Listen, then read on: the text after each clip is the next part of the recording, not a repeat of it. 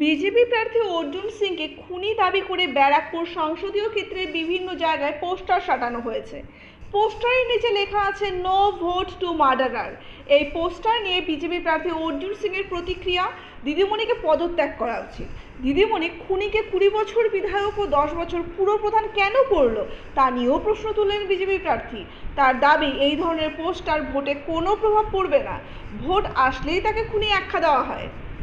শ্রমিক যারা তৃণমূলে ট্রেড ইউনিয়ন করতো, রাজার নেতৃত্বে তারা তৃণমূল ছেড়ে ভারতীয় জনতা পার্টিতে জয়েন করে। অর্জুনদা, ব্যারাকপুরে আর ভোট মাত্র 6-7 দিন বাকি, তার মধ্যে ব্যারাকপুর জুড়ে পলতা ইছাবু সামনে করে বিভিন্ন রকম পোস্টার রয়েছে আপনার কার্টুন পিকচার দিয়ে কঙ্কালের মধ্যে বসিয়ে, সেখানে লেখা আছে আপনি মার্ডারার। বিকাশ বসু থেকে শুরু করে আপনার গোপাল মজুমদার, এদের তাহলে তো দিদিমণিকে রিজাইন দিয়ে দেওয়া উচিত। মার্ডারারকে রেখেছিলেন 20 বছর এমএলএ বানিয়ে, 10 বছর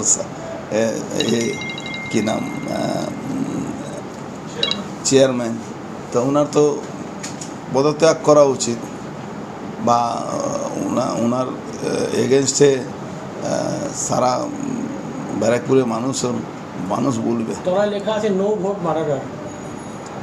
ভালো তো, এই ধরনের পোস্টার কি আপনার কোনো? আমি সবটাই এনজয় করি। না, এই যে এত এই যে কার্টুন পিকচার বললাম তো, আমি এনজয় করছি।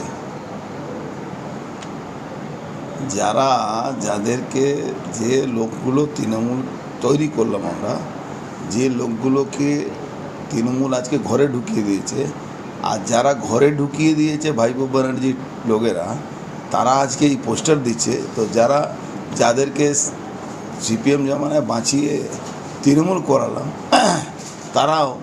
তারাও একদম শপথ নিয়ে নিয়েছে কি এবার আর তৃণমূলকে এখানে আনতে দেওয়া যায়। বিকাশ বসু মার্ডার হয়েছিল 2000 সালে, এতদিন এই পোস্টার।